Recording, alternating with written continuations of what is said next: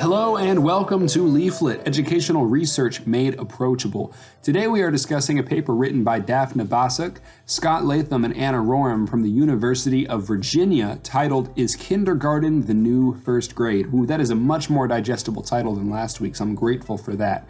This was another paper published in Area Open, the open source educational journal that anyone can read for free. A link will be in the description below. Now let's get right into it. This research uses two nationally representative data sets to compare kindergarten classrooms in public schools from 1998 to 2010, seeking to better understand whether, and if so how, recent years have shown increased academic expectations and a reduction in hands-on playful activities. Changes in assessments, classroom organization, time management, teaching philosophies, and pedagogical methods were studied. The research shows that academic expectations for kindergarten students are higher than ever before, which makes sense, that more time is spent studying verbal and mathematical content, as well as assessing students on their progress in these areas, and that significantly less time is devoted to the arts and sciences, as well as to play in general. While research suggests that early childhood education has important long-term implications for students, this article admits that it is not clear which aspects of the early learning classroom are most significant. There's where the debate about a focus in early childhood on academic content comes into play. While school readiness is important, students may not be developing social, physical, and regulatory skills as much as in previous generations of early childhood education. Large-scale empirical evidence for either side is lacking, with the extremes of each focused more on impressions and narratives. This is a dangerous game, and thorough, conclusive research is needed.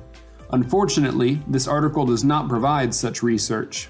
Instead of studying the short-term and long-term academic progress of students who received differing styles of early childhood education while controlling for socioeconomic factors, the methods described rely almost entirely on personal surveys taken by current early childhood educators. These teachers are likely to have chosen their side already, to have adhered to their desired narrative. The impact that even a handful of educators in such a position could have on the research described is cause for caution in evaluating its results. As a preschool teacher, research such as this plays an important role in my lesson planning, my organization, and my pedagogical approach. Currently, my intention is to help students develop academic skills, interpersonal skills, motor skills, intrapersonal skills such as ethics and self-control, creative expression, and a basic understanding of nutrition and wellness, without prioritizing one too highly over the other for any consistent period. Now, the implications of this research, when it is done thoroughly and carefully, is meant to inform pedagogical approach and to appeal to different aspects of development and to the specific needs of each student in class. Creative activities and free play are widely recognized as a great time for students to learn problem-solving skills. The article here describes the changes in the organization of space and management of time in the early childhood classroom. And finally, the research deals with the increased use of assessments in early childhood education with the intention of evaluating its effectiveness and engages in the analysis of data from a variety of classrooms.